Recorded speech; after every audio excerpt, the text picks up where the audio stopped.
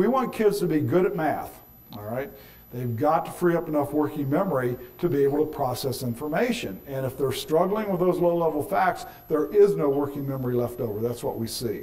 So let me talk a little bit about how we assess fluency in this country. Typically what we do is a rate per minute assessment. You see this in schools all the time, mad minute types of things. So how many facts can you do in 60 seconds, all right? And if you look at curricula across the country, and I know you guys do, typically what we find is anywhere from 40 to 60, depending on the curriculum, correct digits per minute is considered fluent. All right, if kids can respond at that rate, they're considered fluent. Now, what's wrong with that? Well, I think there are a couple of concerns that I have. The first one is that I've watched kids that are so fast at counting using methods, they appear to be fluent when in fact they're not, okay? The second problem is that if we're talking about intervention, we never know what facts kids are fluent and which are not, because we simply average over time. We don't pinpoint the facts that are the problem. And the worst problem, I think, is this. That is, we create false positives. I'll talk more about this, because if you think of all operations, okay, that half of the facts in all operations have a 0, a 1, or a 2. Actually, 51 of the 100 facts in every operation has a 0, a 1, or a 2. Now, kids don't have any trouble with zeros. They don't have any trouble with 1s and 2s. It depends. But if you think that you're randomly assessing across all 100 facts, all right, and you're simply looking for 40 correct digits per minute or even problems per minute, half of those have a 0, 1, or 2. The kids do very, very well. And if you go in and look at what they're doing, often they'll go around and look for the facts that they do well, and they appear to be fluent, when in fact what we know is anything 3 and above of a minimum, add-in or multiplicand, any of those, they don't do well with those, okay? They'll stop and they'll count. Now, the thing that we're creating, I think, are what we call false positives. We have a lot of kids who meet that criteria that are nowhere near fluent. Here's one of those students. Whoops. This student actually performed above that criteria. And when we videotaped him, what we noticed, this is addition, single digit watch rate. See that? Okay.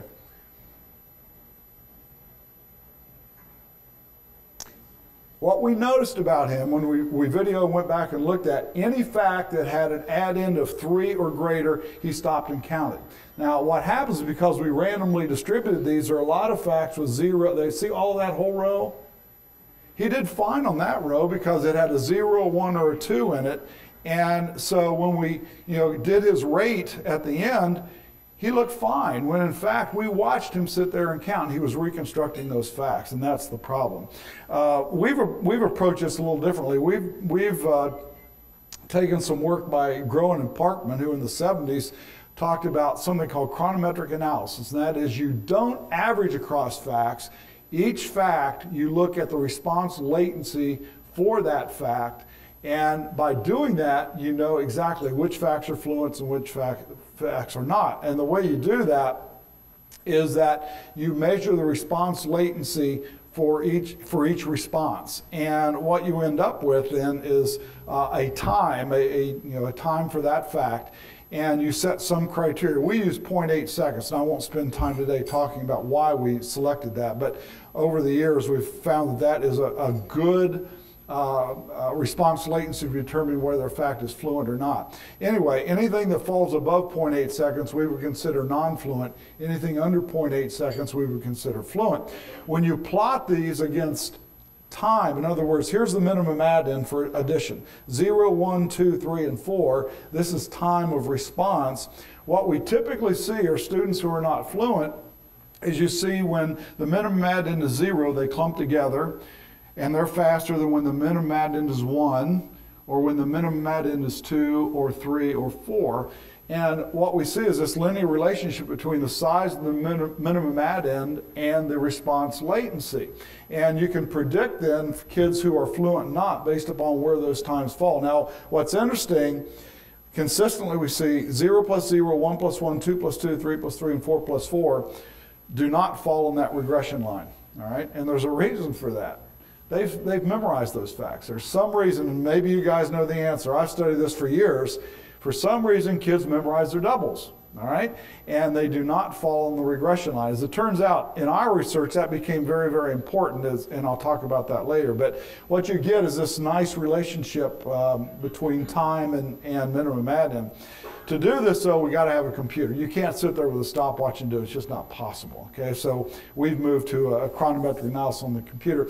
Here's an example. Here's a student again who, on a paper and pencil worksheet, scored above that 40 correct digits per minute, but when we looked at her on the computer, we found that some of those facts simply weren't fluent, and we videotaped. Now watch her hand down here. Watch what she does. Right there. That little delay, okay, by measuring the response latency, puts it above that cutoff, and we can tell that that is not a fluent fact. So we can now start to pinpoint those facts that are fluent, and there's one right there. Those facts that are fluent and those facts that are not. It's actually, it's a very, very simple thing to do. So you get the idea. So we can not only identify the number of facts, we can pinpoint the facts that they need additional help on. We can go in and provide that. Now, if you look at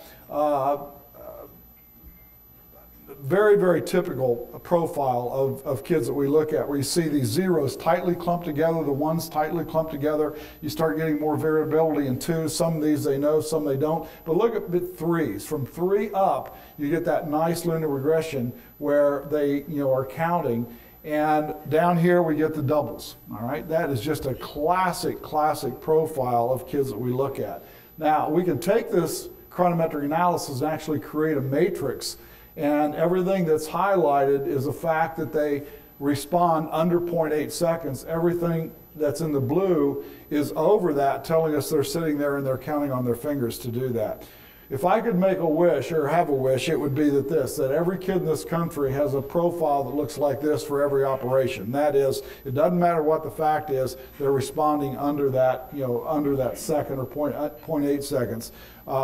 And if we did this, okay, what we'd be doing is we'd be freeing up enough working memory for these kids that they can start thinking about math and not about facts. And that's the problem we have today. They're thinking about the facts and they're not thinking about the more complex math.